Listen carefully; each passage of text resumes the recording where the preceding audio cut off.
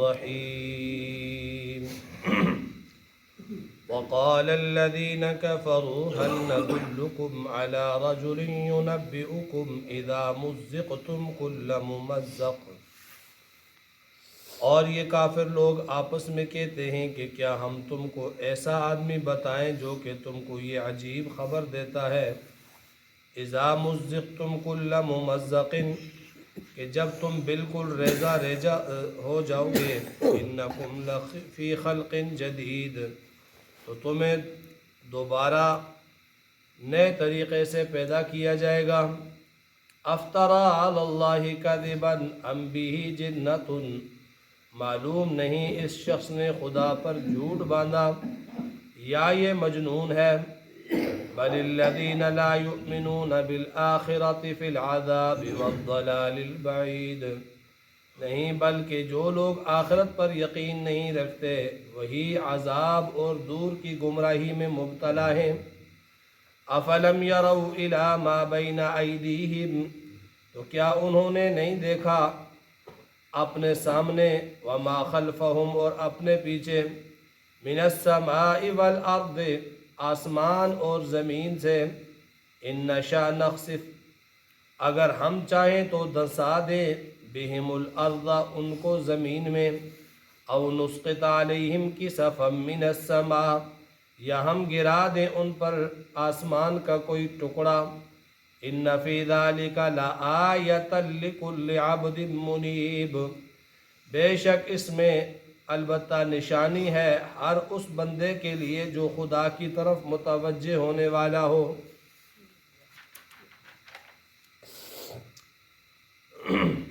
کل کے درس میں مشرکین مکہ کے ایک قول لا تأتین الساعہ، قیامت نہیں آئے گی، اس کا جواب اللہ تعالیٰ نے مرحمت فرمایا۔ اور آج کی ان آیات کریمہ میں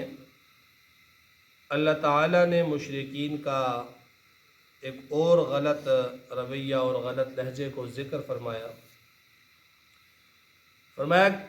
یہ مشرک سب سے زیادہ تین عقیدوں کے دشمن ہیں، ایک عقیدہ توحید و رسالت، اور دوسرا قیامت، اور تیسرا جو ہے وہ قرآن۔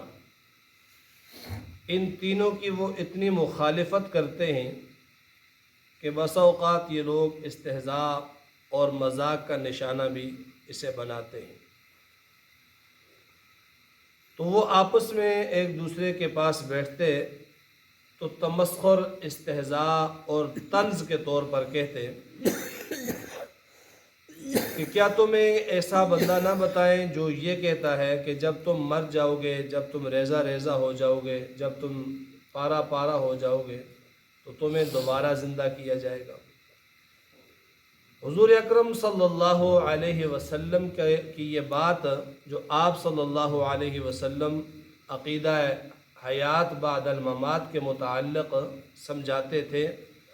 اور جس کا بار بار آپ صلی اللہ علیہ وسلم تذکرہ فرماتے تھے، تو یہ لوگ اس کا انکار تو کرتے ہی تھے، اس کے ساتھ ساتھ استہزاء اور طنز کے طور پر بھی حضور علیہ السلام کی ان تعلیمات کو وہ اڑاتے تھے، مذاق اڑاتے تھے، استہزاء کرتے تھے کہ کیا ایسا بھی ایک بندہ ہے، تم ایسے بندے کا پتہ بتائیں جو یہ کہتا ہے کہ جب تم مر جاؤ گے، ریزہ ریزہ ہو جاؤ گے تو دوبارہ بنائے جاؤ گے۔ حالانکہ دلائل کے ذریعے سے جناب نبی مکرم صلی اللہ علیہ وسلم نے ان پر واضح کر دیا، اور اللہ تعالیٰ نے قرآنی آیات کے ذریعے سے ان پر اس عقیدے کو بالکل واضح اور ظاہر اور باہر کیا۔ تو جب دلیل نہ ہو تو وہ اسی طرح کے ہتھیار استعمال کرتے ہیں، مذاق، استہزاء، گالم گلوچ وغیرہ وغیرہ۔ تو جب قیامت کا ذکر آپ فرماتے تو یہ کہتے هل ندلکم علی رجل، کیا تمہیں ایسا بندہ نہ بتائیں، ینبئکم جو خبر دیتا ہے کہ اذا مزقتم کل ممزق، جب تم مکمل طور پر ریزہ ریزہ ہو جاؤ تو انکم لفی خلق جدید، تمہیں دوبارہ پیدا کیا جائے گا۔ گویا مرنے کے بعد دوبارہ زندہ ہونے کا انکار تو وہ کرتے ہی تھے، لیکن اس عقیدے کا استہزاء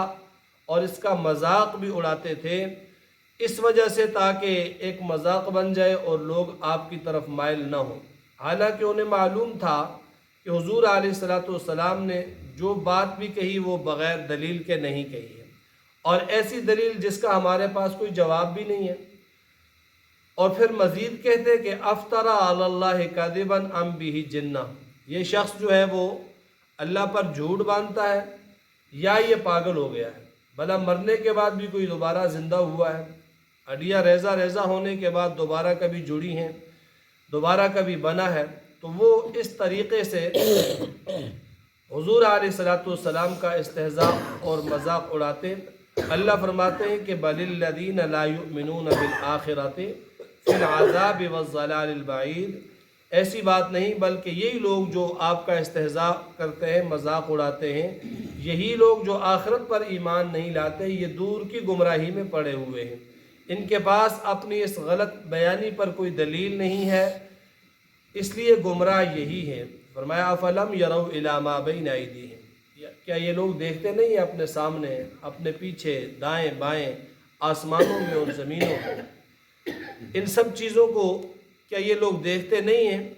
اس سے یہ دلیل نہیں پکڑتے؟ قرآن میں دوسرے مقام پہ آتا ہے وَلَئِن سَأَلْتَهُمْ،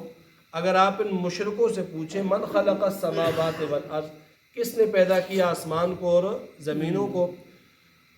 کون ہے جو دریاؤں کو چلاتا ہے، کون ہے جو سورج کو طلوع کرتا ہے، تو جواب میں اللہ فرماتے ہیں یہ کافر یہی کہیں گے لَيَقُولُنَّ اللَّهُ، وہ اللہ ہی ہے جو یہ سارے کام کرتا ہے۔ تو اس سب کا اقرار کرنے کے باوجود بھی یہ لوگ جو ہے وہ ہٹ درمی، ضد اور جہالت کی بنا پر مذاق اڑاتے ہیں۔ فرمایا افلم یروا، کیا یہ نہیں دیکھتے الی ما بین ایدیہم، ان کے سامنے اور پیچھے آسمانوں اور زمینوں میں یہ سارا کس نے بنایا ہے؟ ان سے پوچھو تو یہ بھی کہیں گے اللہ ہی نے بنایا۔ فرمایا جب اللہ کے لیے یہ سب کچھ بنانا مشکل نہیں ہے تو ایک انسان کو مرنے کے بعد دوبارہ زندگی دینا کون سی مشکل ہے؟ فرمایا ان نشاء نخسف بہم الارض، اگر ہم چاہیں تو انہیں زمین میں دسا دیں، جس طرح زمین میں قارون کو دسایا گیا اور ان کے سامنے وہ بطور دلیل کے موجود ہے۔ او نسقط علیہم کسفا من السماء، یا ہم اس پر آسمان کا کوئی ٹکڑا ان پر گرا دیں، انہیں ختم کر دیں، ایسی قدرت بھی ہمارے پاس ہے جس طرح پہلی قوموں پر ایسے عذابات آئے۔ فرمایا ان فی ذلک لآیۃ لکل عبد منیب، ان دلیلوں کے اندر، ان آیات کے اندر اسی آدمی کے لیے رہنمائی ہے جو اللہ کی طرف رجوع کرنے والا ہو، جو اللہ کو مانتا ہی نہ ہو، ماننا ہی نہ چاہتا ہو، تو وہ اس سے کوئی بھی دلیل اور رہنمائی حاصل نہیں کرتا۔ تو حقیقت یہ ہے کہ اللہ تعالیٰ نے جس طرح انسان کو عدم سے وجود میں لایا، بغیر انسان کے مادے کے، بغیر انسان کے نمونے کے، اللہ تعالیٰ نے اس انسان کو پیدا کیا اور پورے جہاں کے ذرات کو اکٹھا کر کے پیدا کیا کہ ایک انسان جو خوراک کھاتا ہے وہ کسی ایک جگہ کی نہیں ہوتی، وہ پورے عالم سے سمٹ کر آتی ہے، اسی سے نطفہ بنتا ہے، پھر اس سے خون بنتا ہے، پھر پورا انسان بنتا ہے۔ فرمایا انسان کو آدم سے جب اللہ نے وجود میں لایا تو وہ ریزہ ریزہ تھا، تو ریزوں ریزوں کو اکٹھا کر کے اللہ نے انسان کو بنایا، اور جب یہ مر جائے گا تو مرنے کے بعد دوبارہ اسے زندہ کرنا کوئی مشکل کام نہیں۔ جب پہلی مرتبہ اللہ نے بنا دیا تو دوسری مرتبہ کون سا مشکل ہے؟ اللہ تعالیٰ